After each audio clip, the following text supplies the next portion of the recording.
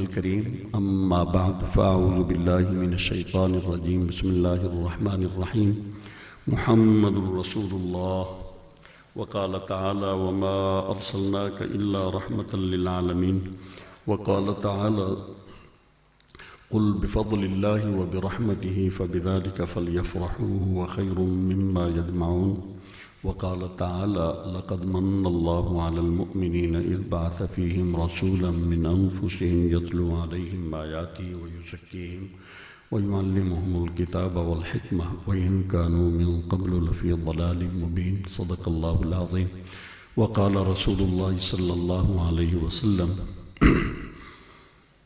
سأخبركم بأول أمري دعوة إبراهيم وبشارة عيسى ورؤيا أمي التي رأت حين وضعتني قد خرج لها نور أضاء لها منه قصور الشام وأيضا قال رسول الله صلى الله عليه وسلم إنما أنا رحمة مهداة صدق رسول الله الكريم وقال تعالى إن الله وملائكته يصلون على النبي يا أيها الذين آمنوا صلوا عليه وسلموا تسليما الصلاة والسلام عليك يا سيدنا يا رسول الله وعلى آلك وأصحابك يا سيدنا يا حبيب الله حمد و صلاة کے بعد گرامی قدر حاضرین و سامعین بانی محفل عزیز القدر حضرت مولانا محمد عامر نقشبندی کیلانی صلی اللہ تعالی اور ہم سب کے عزت وقار ہمارے سروں کے تاج وقار العلم والعلماء فضیلت الشیخ شیخ الحدیث حضرت علامہ مولانا پیر سید عمر سلیم الحسینی دامت برکاتہم العالیہ اور فخر المدرسین رئیس المدرسین جامع معقول و منقول عالم بعمل صوفی باصفا حضرت علامہ مولانا قاری محمد احسان اللہ صاحب نقشبندی کیلانی اطال اللہ عمرہ وادام اللہ فیوضہ جمیع اساتذہ جامعہ مدینہ العلم اور جمیع طلباء کرام اور حاضرین و سامعین، آج بہت بڑی خوش نصیبی اور بڑی تحسین اور مبارکباد کے مستحق ہیں عزیز القدر محمد عامر بھائی کہ خوبصورت یہ اپنے محبوب علیہ السلام کی بارگاہ میں عطیہ تبریک پیش کرنے کے لیے اس خوبصورت بزم کا اہتمام کیا۔ دعا ہے کہ رب تعالیٰ اس خوبصورت بزم کے تصدق سے ہمیں بھی اور ہماری محفل کو بھی رب تعالیٰ مصطفیٰ کریم علیہ السلام کی بارگاہ میں قبول فرمائے۔ یہ جو محفل ہوتی ہیں نا، یہ اصل میں دعوت کی مانند ہوتی ہیں یا کھانے کی مانند کہہ لیں، اور یہ سمجھ لیں کہ یہ دعوت ہے نا، یہ بمنزل برتن کے ہے، اور ہم نے اپنی محبت کا خراج اپنے محبوب علیہ السلام کی بارگاہ میں اس محفل کی صورت میں پیش کرنا ہے۔ اگر اس کے اندر وہ جو ہماری محبت کا خراج یا عقیدتوں کا جو لب لباب ہے، اخلاص اگر اس برتن میں ہوگا تو انشاءاللہ مالک قبول فرمائیں گے۔ اگر صرف برتن ہوگا، برتن خالی ہو تو اس کی کوئی حیثیت نہیں ہوتی۔ اگر کہیں کسی بڑے بندے کی دعوت کریں، خالی برتن بڑے قیمتی امپورٹڈ بھی رکھ لیں تو وہ اس سے مہمان کی قدر نہیں ہوتی اور مہمان کو اس سے خوش بھی نہیں ہوتا۔ اگر برتن تھوڑے ماٹھے بھی ہوں لیکن اس کے اندر اخلاص بھرے بکھانے ہوں تو وہ انسان کی قدر ہوتی، عزت بڑھ جاتی۔ تو یہ مجالس بھی اصل میں اسی لیے ہوتی ہیں، اس میں وقت تھوڑا ہو یا زیادہ، اس میں اخلاص کے ساتھ، کیونکہ نیک مقاصد کی وجہ سے اسے شارٹ کرنا چاہتے تھے، اور ورنہ وہ ویس بھائی اتنے خوبصورت انداز میں وہ نبی کریم علیہ السلام کی ثنا خوانی کر رہے تھے کہ میں چاہ رہا تھا کہ وہ سنیں، لیکن اس کے انشاءاللہ کسی اور موقع پر دعوت دیں گے، سیالکوٹ میں کہیں انہیں بلوا لیں گے اور انشاءاللہ وہ دل کھول کر سنیں گے۔ میں چاہتا تھا کہ شیخ صاحب کی موجودگی میں ہمیں گفتگو نہیں کرنی چاہیے، اور یہ بالکل حقیقت ہے، جتنا شیخ صاحب کا ویژن اور جتنی آپ کی معلومات ہیں اور جو آپ کا نقطہ نظر ہے، ہم ان کے سامنے بچوں کی مانند ہیں۔ آپ بین الاقوامی شخصیت ہے اور اللہ تعالیٰ نے بہت کچھ عطا فرمایا، لیکن آپ فرما رہے تھے کہ میری آج طبیعت ناساز ہے، اس وجہ سے انہوں نے مجھے سبق سنانے کے لیے حکم ارشاد فرمایا، اور مفتی صاحب کا بھی جس طرح حال ہے، وہ تو متبہر عالم ہیں، اور وہ ان کی بڑی وسطیں ہیں، وہ جدھر بھی وہ گفتگو کرتے ہیں بہت وہ اپنا سمندر ہی لگتے ہیں۔ یہ عرض کرنا چاہتا ہوں کہ نبوت و رسالت کے حوالے سے کفار اور مسلمانوں کے اندر ہمیشہ سے یہ نقطہ نظر میں اختلاف رہا۔ کفار نے کبھی بھی نبی کی جو ایک اضافی خوبی فضیلت والی ہوتی ہے اس کا نہ اعتراف کیا نہ کبھی اسے مانا، بلکہ ہم قرآن کریم میں انبیاء کرام کی اور ان کے معاندین اور اعداء کی جب ہم تاریخ دیکھتے ہیں تو وہ کفار انہیں برملا اپنے جیسا کہتے ہیں ان انتم الا بشر مثلنا، تم ہمارے جیسے ہو، اور دوسری وہ بات بڑے دھڑلے سے وہ کہتے ہیں ما نری لکم علینا من فضل، تو تم ہم سے سپیریئر کیوں ہو، بہتر کیوں ہو، ہم تمہیں کیوں مانیں۔ اور موجودہ دور میں یہ جتنے لوگ ہیں نا، یہ اعلیٰ حضرت نے بھی جن کی نشاندہی کی، ابھی یہ کوئی صرف پیامی جانے، کوئی اپنے جیسا جانے، یہ انہی کی ضروریت ہے، کوئی بڑے بھائی جیسا جانے، یہ انہی کی ضروریت ہے۔ وہ کہتے ہیں نبی کی عام بندے پر کیا فضیلت ہے۔ ہم جب قرآن کریم میں کا مطالعہ کرتے ہیں تو قرآن کریم کا اسلوب یہ ہے کہ قرآن کریم میں رب تعالیٰ جب بھی انبیاء کرام کے تذکرے فرماتے ہیں، اگر کہیں ان کی بشریت کا ذکر ہو تو رب تعالیٰ ان کے اندر کوئی نہ کوئی وجہ فضیلت وہ ساتھ اس کے ضرور ملا کر بیان فرماتا۔ اگر ایک جہت کا ذکر ہو تو پھر اللہ تعالیٰ صرف اور صرف فضیلت کا بیان کرتا، اور صرف انبیاء کرام کی بشریت اور اسی پر اکتفا کرنا یہ کفار کا طریقہ ہے۔ قرآن کریم کی 20 آیات ہیں، مثال کے طور پر 2 آیتیں آپ کے سامنے عرض کرتا ہوں۔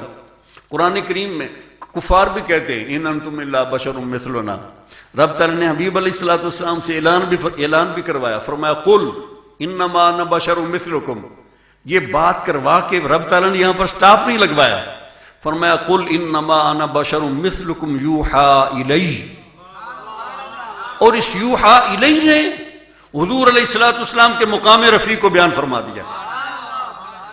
آج لوگ کہتے ہیں انبیاء کرام کچھ نہیں جانتے، صرف اللہ جانتا ہے، ان اللہ عنده علم الساعة وینزل الغیث، مفاتیح الغیب صرف اللہ کے لیے ہیں۔ اللہ تعالیٰ نے محبوب علیہ السلام کے علم کی نفی فرمائی ہے، فرمایا ما کنت تعلم وانت ولا قومک، لیکن اکیلے پوری آیا میں صرف یہ مضمون نہیں، فرمایا تلک من انباء الغیب نوحیها الیک ما کنت تعلمها انت ولا قومک، یہ رب تعالیٰ نے فرمایا نہیں جانتے تھے، لیکن جو نہیں جانتے تھے ہم نے وہی سے سب کچھ بیان فرما دیا۔ یہ اللہ تعالیٰ کا اسلوب ہے، قرآن کریم کا یہ سٹائل ہے کہ انبیاء کرام کا ذکر ہم نے کیسے کرنا۔ یہ جو نبی علیہ السلام کی ولادت ہے، بہت سارے لوگ برتھ ڈے مناتے ہیں، پوری دنیا میں لوگ برتھ ڈے مناتے ہیں اپنے بچوں کا، اپنا مناتے ہیں، اپنے اکابر کا مناتے ہیں، اپنے ہیروز کا مناتے ہیں، لیکن وہ صرف ایک انسان کا برتھ ڈے ہوتا، اس کے اندر جس وقت وہ پیدا ہوا کوئی فضیلت کوئی خوبی لے کر پیدا نہیں ہوا، وہ ایک عام بچہ ہوتا، اس کے آنے سے جہان میں کوئی ہلچل نہیں مچتی، کوئی جہان میں انقلاب نہیں آتا، کسی قسم کی حرکات نہیں ہوتی ہے۔ لیکن جب اللہ تعالیٰ کا نبی اس دنیا میں جلوہ گر ہوتا ہے تو نبوت کا تاج پہن کر دنیا میں جلوہ گر ہوتا اور نبوت کی شانیں اور اراسات لے کر پیدا ہوتا۔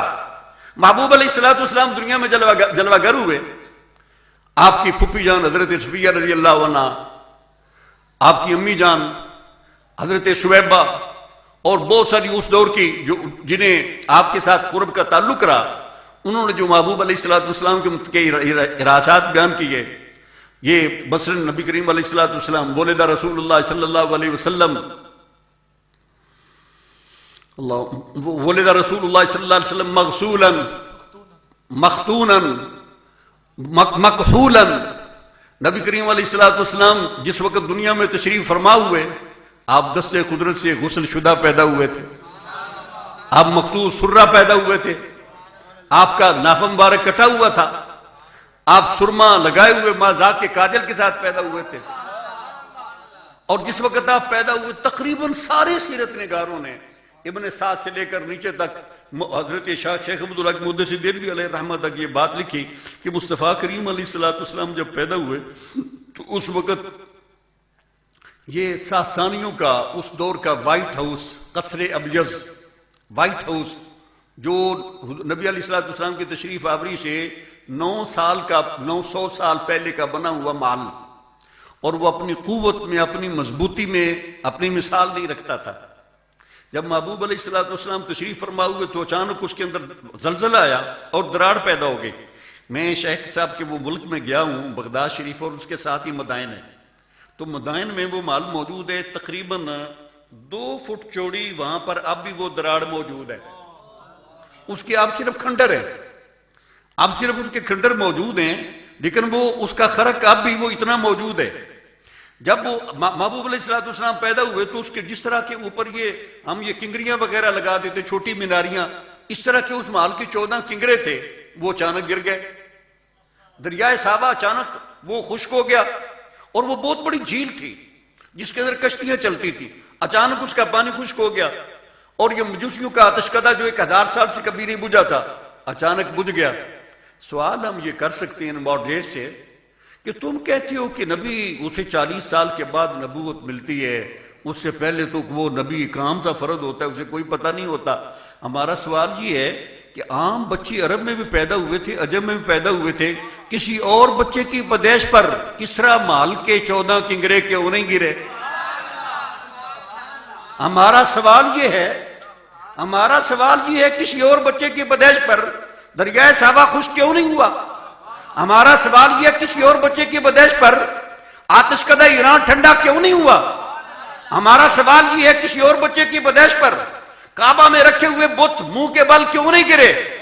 اس کا ایک ہی جواب ہے، باقی بچے صرف بچے بن کے پیدا ہوتے ہیں، مصطفیٰ کریم علیہ السلام بچہ نہیں، نبوت کا تاج پہن کر دنیا میں چل کر۔ اللہ اکبر یا رسول اللہ۔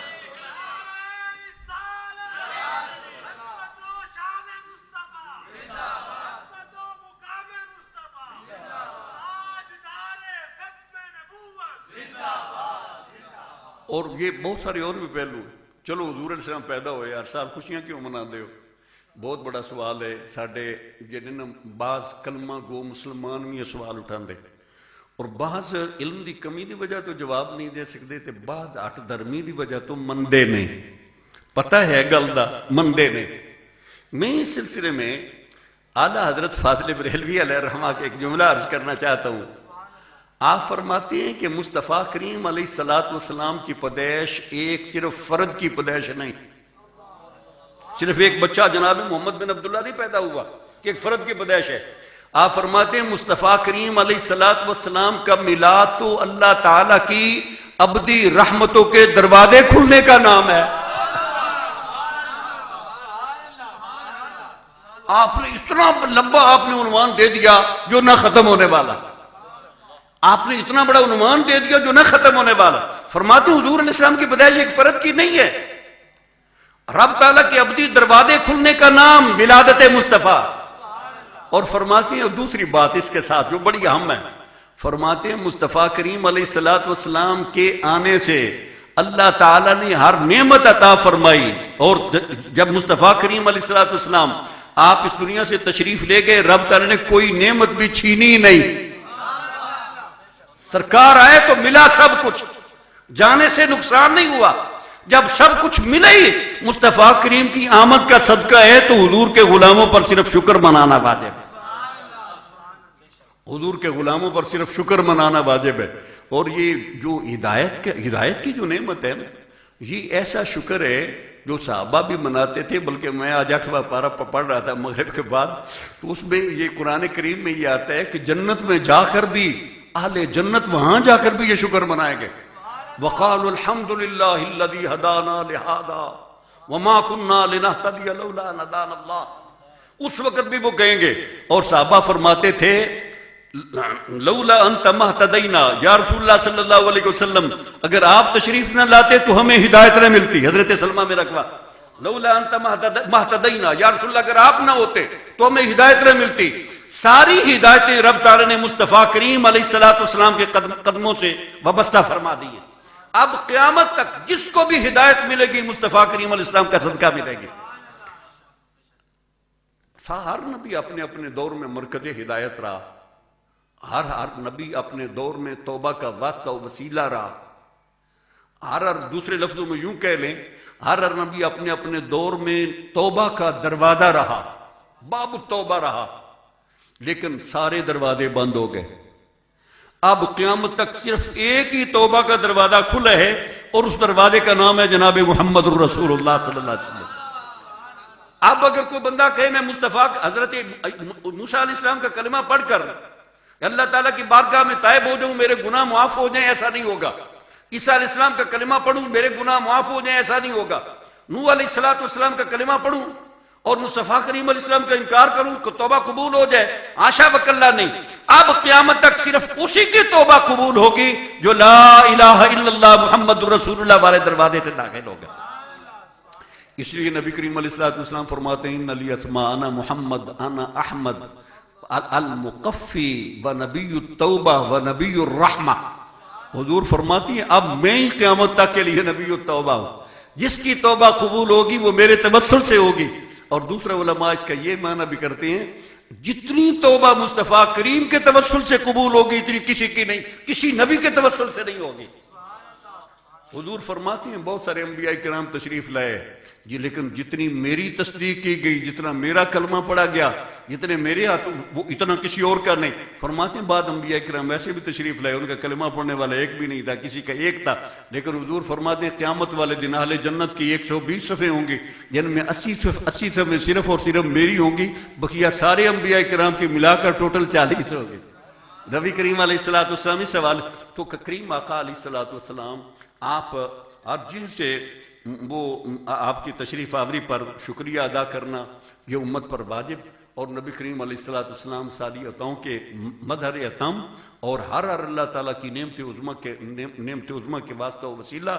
اور نبی کریم اس کی ایک دو مثالیں دے کر کہ حضور علیہ السلام کے آنے سے ہر نعمت ملی، جانے سے کوئی نعمت چھنی نہیں۔ مثال کے طور پر یہ زمین مصطفیٰ کریم علیہ السلام کی تشریف آوری سے قبل 10 منٹ میں نے یعنی 40 منٹ پر میں نے گفتگو ختم کر دینی ہے۔ عامر بھائی نے کہا 9:30 بجے دعا کرنی ہے، اور شیخ صاحب نے فرمایا تھا طبیعت خراب ہے اور شارٹ کرنا ہے، لیکن وہ 25 منٹ پہ ہو جائے گی گفتگو، یہ اتنے میں یہ ختم کر لیتے ہیں۔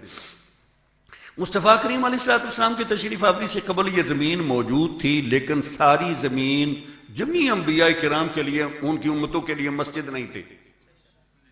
یہ حضور کے جو خواص ہیں خاصے ہیں، اس میں حضور فرماتے ہیں، بخاری مسلم میں حدیث ہے، حضور فرماتے ہیں جعلت لی الارض مسجدا وطہورا۔ حدیث سنی ہے آپ نے، حضرت ابو ہریرہ بھی راوی ہیں، دیگر صحابہ بھی، حضرت انس بھی راوی ہیں، دیگر صحابہ راوی ہیں۔ نبی کریم علیہ السلام کی تشریف آوری سے قبل کم و بیش 1,24,000 انبیاء کرام تشریف لائے، زمین موجود تھی لیکن مسجد نہیں تھی۔ سرکار کی تشریف آوری سے یہ زمین مسجد بنی ہے، اور محبوب علیہ السلام کی تشریف آوری سے یہ نعمت ساری زمین کا مسجد بنایا جانا یہ امت کو نصیب ہوا۔ محبوب علیہ السلام تشریف لے گئے، کیا پوری زمین میں کہیں ہم نماز نہیں پڑھ سکتے؟ پڑھ سکتے ہیں، نعمت باقی ہے۔ سرکار تشریف لے گئے، نعمت باقی ہے۔ جب نعمت باقی ہے تو مصطفیٰ کریم علیہ السلام کا فیضان بھی باقی ہے، تو صرف شکر واجب ہے، غم نہیں منانا۔ غم والا تو ویسے بھی 3 دن سے زیادہ یہ غم کی اجازت بھی نہیں ہے۔ تو مصطفیٰ کریم علیہ السلام یہ نبی کریم علیہ السلام کی نسبت سے یہ زمین مسجد بنائی گئی، اور حضور علیہ السلام کے قدموں کی یہ خیرات ہے کہ اس زمین کو اگرچہ وہ شان نزول کے حوالے سے وہ واقعہ بنو مستلق والا نبی کریم علیہ السلام تیمم کے حوالے سے، یہ نبی کریم علیہ السلام وہ تیمم کے حوالے سے وہ آیات ہیں فَامْسَحُوا بِوُجُوهِكُمْ وَأَيْدِيكُمْ مِنْ فَتَيَمَّمُوا صَعِيدًا والی۔ نبی کریم علیہ السلام سے قبل یہ زمین مسجد نہیں تھی، سرکار تشریف لائے تو یہ زمین مسجد بن گئی۔ جب تک یہ زمین قائم رہے گی مصطفیٰ کریم علیہ السلام کا فیضان باقی رہے گا۔ اور نبی کریم علیہ السلام کے قدموں میں رب تعالیٰ نے یہ تاثیر رکھی کہ اگر کسی کو نبی کریم علیہ السلام کے قدموں کا لمس بھی نصیب ہو گیا تو رب تعالیٰ نے اسے بھی حضور کی نسبت سے بابرکت بنا دیا۔ بعض علماء نے اشاق نے یہ بات کہی کہ یہ زمین حضور علیہ السلام کی نسبت کی وجہ سے یہ مسجد بنائی گئی، اور یہ مکہ مدینہ منورہ میں ایک زمین کا قطع ہے جسے ریاض الجنہ کہتے ہیں. جذب القلوب الى دیار المحبوب حضرت شاہ عبدالحق محدث دہلوی علیہ الرحمہ کی کتاب ہے. تاریخ مدینہ اس کا مین عنوان ہے، اس کے مضمون کے تحت وہ کتاب لکھی ہوئی ہے. اس میں حضرت شاہ عبدالحق محدث دہلوی علیہ الرحمہ فرماتے ہیں کہ وہ ریاض الجنہ اب ریاض الجنہ ہے. وہ سارے لوگ جتنے کئی سارے لوگ ہیں زیارتیں کر کے آئے ہوں گے. مسجد نبی شریف میں جائیں تو ہر بندے کی یہ رغبت ہوتی ہے کہ یار اتنے ریاض الجنہ 2 نفل پڑھن دی سعادت نصیب ہو جائے. حضرت شاہ عبدالحق محدث دہلوی علیہ الرحمہ سوال اٹھاتے ہیں کہ یہ جگہ کیا مصطفیٰ کریم علیہ السلام کی تشریف آوری سے قبل بھی ریاض الجنہ تھی؟ ریاض الجنہ وہ تو اب ہے، لیکن نبی کریم علیہ السلام کی تشریف آوری سے قبل جب یہاں مسجد نبی بھی نہیں تھی، یہ 2 یتیموں کی جگہ تھی. یہاں پر بنو نجار انصار مدینہ وہ اپنے جانور یہاں پر بٹھاتے تھے. ان کے جانور اونٹ وغیرہ بھیڑ بکریاں وہاں پر میگنیاں بھی کرتے ہوں گے، بول و برات بھی کرتے ہوں گے. یہاں پر وہ اپنی کھجوریں بھی سکایا کرتے تھے. جگہ تھی لیکن ریاض الجنہ نہیں تھی. جگہ تھی ریاض الجنہ نہیں تھی. یہ ریاض الجنہ کیسے بنی؟ وہ میں نے تو وہاں سے دیکھا ہے، پتہ نہیں انہوں نے آگے پھر کیا حوالہ دیا مجھے اس وقت ذہن میں نہیں ہے. آپ فرماتے ہیں یہ جگہ تھی ریاض الجنہ نہیں تھی. یہ ریاض الجنہ بنی کیسے؟ روزانہ مصطفیٰ کریم علیہ السلام نماز کے لیے اپنے کاشانہ پاک سے اپنے محراب تک ممبر تک 5 بار تشریف لاتے بھی تھے اور تشریف لے جاتے بھی تھے. جس جگہ کو سب سے زیادہ نبی کریم علیہ السلام کے قدموں کی نسبت نصیب ہوئی، رب تعالیٰ نے اسے ریاض الجنہ بنا دیا.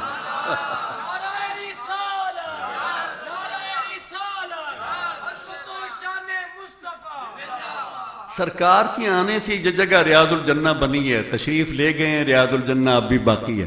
بابی بھی مانتا ہے ریاض الجنہ باقی ہے، جو بندے بھی مانتا ہے ریاض الجنہ باقی ہے. سرکار کے آنے سے نعمت ملی ہے، جانے سے چھینی نہیں ہے. تیمم کی نعمت سرکار کے آنے سے ملی ہے، چھینی نہیں ہے. قرآن کریم کی نعمت سرکار کے آنے سے ملی ہے، جانے سے چھینی نہیں ہے. نماز 5 پڑھے ثواب 50 کا ملتا، سرکار کے آنے سے نعمت ملی ہے، جانے سے چھینی نہیں ہے. اگر صرف 2.5% زکوٰۃ دے دو سارا مال پاک ہو جاتا ہے. یہ نعمت سرکار کے آنے سے ملی ہے، جانے سے چھینی نہیں ہے. یہ کتنی نعمتیں ہیں، سارے کا سارا دین، اور یہ تھوڑے عمل پر زیادہ ثواب. اس امت سے نشان کا اٹھا لیا جانا، اس امت سے اکراہ کا اٹھا لیا جانا، اس امت سے جبر کا اٹھا لیا جانا، یہ ساری کی ساری نعمتیں مصطفیٰ کریم علیہ السلام کے آنے سے ملی ہیں، جانے سے چھینی نہیں.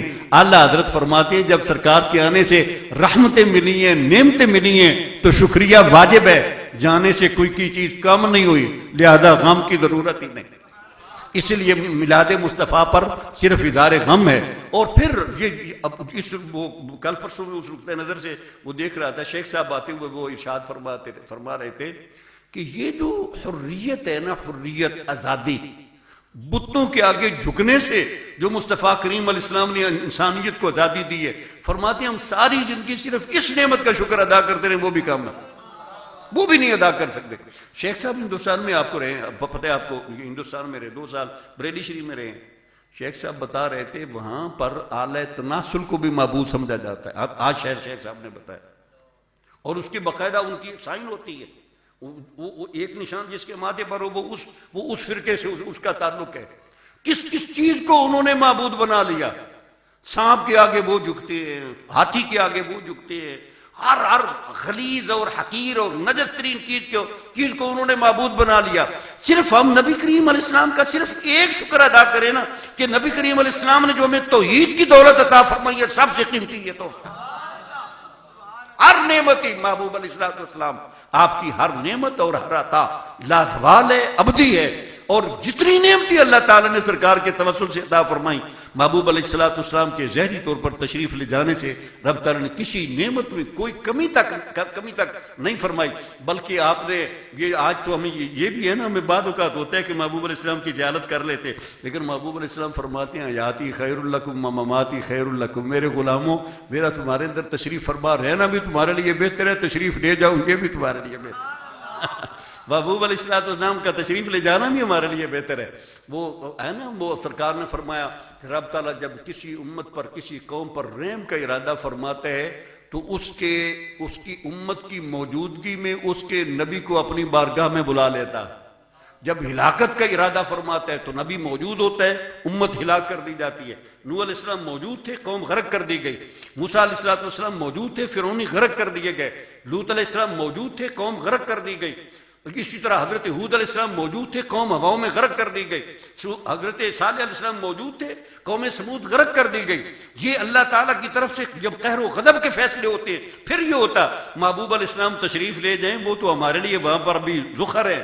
وہاں پر نبی کریم علیہ السلام ہمارے لیے آخرت میں جا کر ہمارے لیے وہ اپنا ہے نا، اللہم جعلنا نبی کریم علیہ السلام فرما دیں انا فارات لکم، میں تمہارے لیے فرت ہوں گا.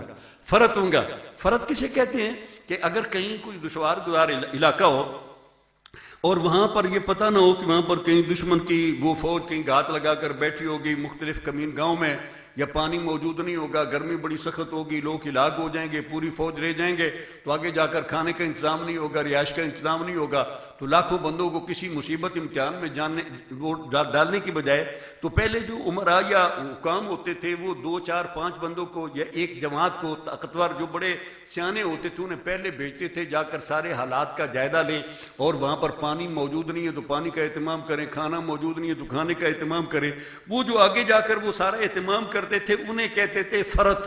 تو نبی کریم علیہ السلام نے فرمایا امت میں تمہارے لیے فرت ہوں، اگر آخرت میں تشریف لے جا رہا ہوں تو جا کر تمہارے لیے سارے بندوبست فرماؤں گا. وما علینا